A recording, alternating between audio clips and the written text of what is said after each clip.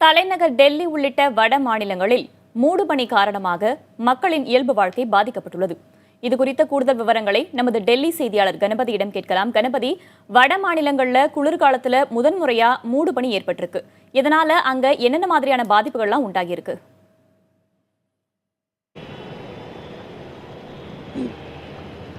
முதல் காரணமாக குளிர் அதிகமாகி இருக்கிறது. குளிர் வெயில் வராத காரணத்தால் அதிகமாகி இருப்பதாக வானிலை ஆராய்ச்சி மையம் சொல்கிறது. ஏனென்றால் பனிமூட்டம் காரணமாக சூரிய வெளிச்சம் கீழே வந்து சேர்வது கடினமாக இருக்கிறது. இப்போது காலை 10 மணியை தாண்டிவிட்டாலும் இப்போதும் கூட நீங்கள் பார்க்கலாம், காலை 6 மணி போல மூடுபனி இருக்கிறது. எல்லா இடங்களிலுமே தூரத்தில் பார்ப்பது சிரமமாக இருக்கிறது. அருகில் இருக்கும் பொருட்களை பார்க்க முடிகிறதே தவிர கொஞ்சம் தூரம் அதிகமாக இருக்கும் பொருட்களை பார்ப்பதில் சிரமம் இருக்கிறது. 100 அல்லது 200 அடி தூரத்தில் ஏதேனும் பொருட்கள் இருந்தால் அவற்றை பார்ப்பது அவ்வளவு சுலபமல்ல. ஆகவே தான் வாகனங்கள் மிகவும் மெதுமெதுவாக ஊர்ந்து செல்கின்றன. முதல் கட்டமாக சாலை போக்குவரத்து என்பது பாதிக்கப்பட்டிருக்கிறது. இதை தவிர நாம் பார்த்தோம் என்றால் கிட்டத்தட்ட 18 விமான சேவைகள் இன்று காலையிலிருந்து தாமதப்பட்டிருக்கின்றன. நவீன கருவிகள் பயன்படுத்தப்பட்டாலும் விமான சேவைகளிலே இந்த தாமதம் தொடர்கிறது. இதை தவிர கிட்டத்தட்ட 50 ரயில்கள் வட இந்தியா முழுவதும் தாமதப்பட்டிருப்பதாக சொல்லப்படுகிறது.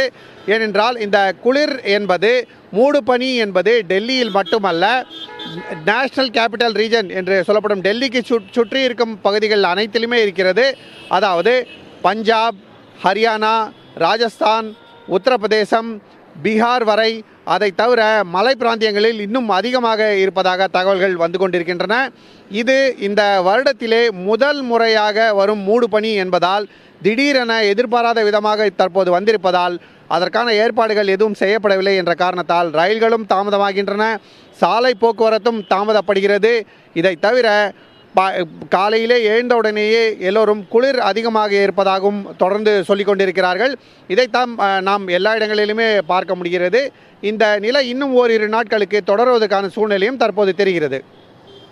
கணபதி, ஏற்கனவே டெல்லி காற்று மாசடைந்த நகரங்களில் மிக முன்னணியில் இருக்குது. கடந்த தீபாவளிக்கு அப்புறம் 27 ஆண்டுகளுக்கு இல்லாத அளவுக்கு காற்று மாசு அதிக அளவில் டெல்லியில் பதிவு செய்யப்பட்டது. இன்னைக்கு மூடுபனி ஏற்பட்டிருக்கிற நிலையில இந்த காற்று மாசு அப்படிங்கிறது வேற எந்த அளவுக்கு அதிகமான விளைவுகளை டெல்லி மாநகரத்தில் ஏற்படுத்தும் நாம பார்க்கலாம்? நிச்சயமாக இந்த மூடுபனி ஏற்பட்டதுக்கு முதல் காரணமே காற்றின் வேகம் குறைந்திருப்பது தான்.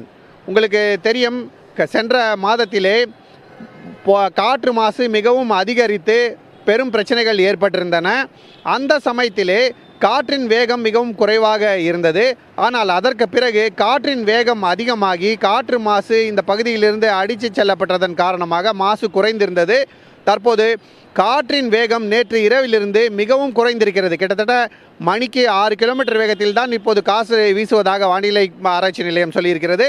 ஆகவே அதன்படி தான் இப்போது மூடுபனி மிகவும் அதிகமாக டெல்லியை மூடிக்கொண்டிருக்கிறது, அருகில் உள்ள பகுதிகளையும் மூடிக்கொண்டிருக்கிறது. இது இப்படியே தொடர்ந்தால் காற்றில் உள்ள மாசு வேறு இடங்களுக்கு பரவாமல் இங்கேயே தங்கி காற்று மாசு மீண்டும் அதிகரிக்கும்.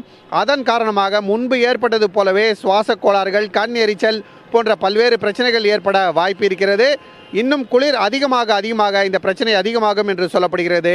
ஆகவே டெல்லி மற்றும் டெல்லியை சுற்றி இருக்கும் பகுதியை பொறுத்தவரை காற்று மாசு சம்பந்தப்பட்ட பிரச்சனைகள் மீண்டும் அதிகமாவதற்கான வாய்ப்பு இருக்கிறது. தம்பி தமிழரசன்.